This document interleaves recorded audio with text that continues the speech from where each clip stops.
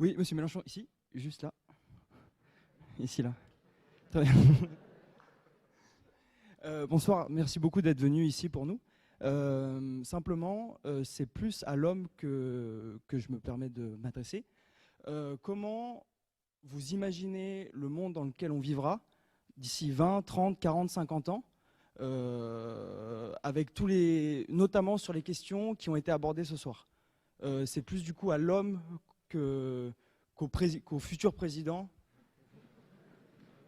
que je m'adresse.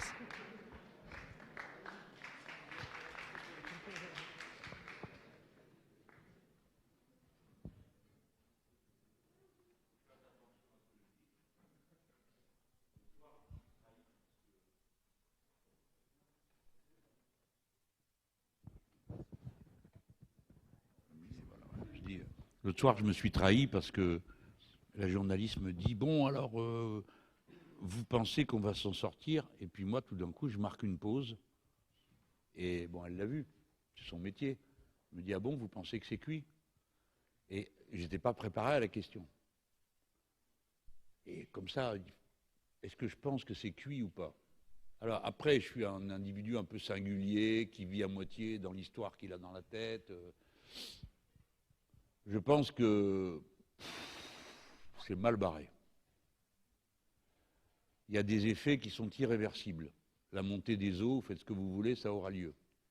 Je n'avais pas idée de ce que ça pouvait être. La première fois que j'ai écrit le bouquin L'ère du peuple, je prenais des précautions pour dire bon, les êtres humains vont entrer dans la mer, ils ont toujours fait, mais de toute façon, s'ils n'y vont pas, la mer monte. Mais à l'époque, on traitait de millimètres par décennie.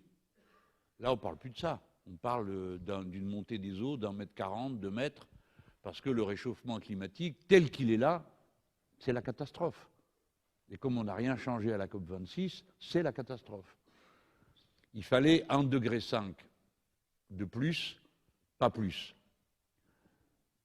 Au départ de la négociation à Paris, ils avaient dit qu'ils étaient arrivés à 2 degrés. Les dirigeants de toute une série de pays insulaires ont dit, écoutez, nous, on ne peut pas signer votre papier, on est d'accord pour signer, mais si vous mettez 2 degrés, nous, on a disparu. Alors, donc, on a mis 1,5. C'est comme ça que le chiffre est arrivé. Le texte a été signé, tout le monde a approuvé, et puis après, chaque pays a envoyé ses contributions. Les contributions, ça faisait plus 3 degrés et demi.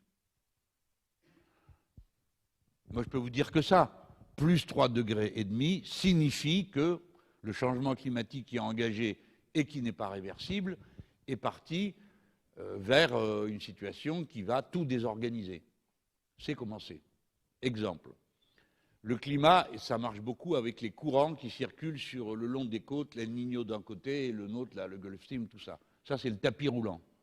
Le tapis roulant, il est en train de se dérégler sévère, côté Atlantique. Côté El Niño, c'est pareil. Ça crée une situation inouïe.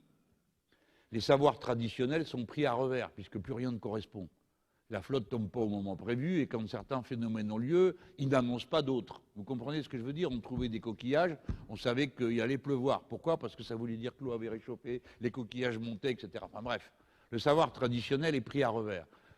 Le savoir scientifique, pour pouvoir être opérationnel, il faut qu'il repose sur un système de collecte des données qui est extrêmement important. J'ai vu vos collègues sur le lac Titicaca, ils m'ont expliqué toute cette histoire-là en détail, et ils m'ont dit, nous, on prévoit mieux qu'avant, parce que ce qu'on prévoyait avant, ça valait rien pour ici, mais pour qu'on prévoie, il faut qu'on ramasse les données. On ne ramasse pas les données s'il n'y a pas d'électricité, ou si le gars qui s'en va chercher les données, il est malade du Covid. Donc, la science a besoin d'un système de collecte, et ce système de collecte est nécessairement social. C'est un résultat social, on embauche un gars pour aller faire... On ne fait rien de tout ça.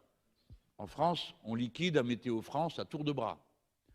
Donc, je ne vous raconte pas d'histoire. Je pense que l'affaire est mal engagée, mais que de toute façon, vous aurez un problème à régler. De toute façon, quel que soit l'état de la situation, vous devrez régler le problème de votre approvisionnement en énergie, de l'alimentation de vous, de vos familles, de vos enfants, etc., etc. Et donc, vous y ferez face. La civilisation, les êtres humains sont faits comme ça. Mais il faut se rendre compte de l'ampleur de ce qui va se produire. Parce que ce n'est pas, bon, ça vous connaissez-vous, ça, c'est pas linéaire cette affaire. Ça fait un palier, puis une fois que c'est stabilisé, bam, ça passe au deuxième palier. L'explosion du méthane dans l'atmosphère est quelque chose qui est maintenant devenu quasiment irréversible. Pourquoi? Parce que le permafrost fond, parce que la glace qui est au fond de l'océan fond, et que ça remonte à la surface. Donc c'est ça. Un truc qui m'a frappé, j'ai regardé, j'avais des copains qui s'engueulaient entre eux, entre ceux qui disaient le changement climatique est lié à l'activité des êtres humains, ce que je crois, et puis ceux qui disaient mais pas du tout, c'est cyclique, et tous les 12 000 ans, il y a une catastrophe, enfin il y a un grand changement. Les deux sont vrais en même temps, mais il est absolument certain que c'est l'activité humaine qui provoque le changement climatique aujourd'hui. Mais le précédent changement a donné des résultats, c'est comme toujours la glaciation. Ce qui arrive devant nous, après, c'est plus froid, pas plus chaud. Le niveau de la mer Méditerranée est monté, entre la dernière glaciation et puis maintenant, de 120 mètres. 120 mètres. La première fois, j'ai mal lu. La grotte Cosquer, vous en avez entendu parler, vous savez, le truc qui est sous la flotte et qui est peint, etc. C'était quelque chose qui était à l'air libre autrefois. Il est 32 mètres en dessous du niveau actuel de la mer. Donc le cas le plus probable, c'est que vous alliez être confronté à une situation qu'aucune génération n'a connue avant, de changement permanent de ce qui autrefois était stable. Les saisons, le cycle de ceci, le cycle de cela, et que vous devrez l'affronter en ayant, comme d'habitude, comme seule arme, votre cerveau, pour trouver la solution. Mais là, c'est pas parti pour ça.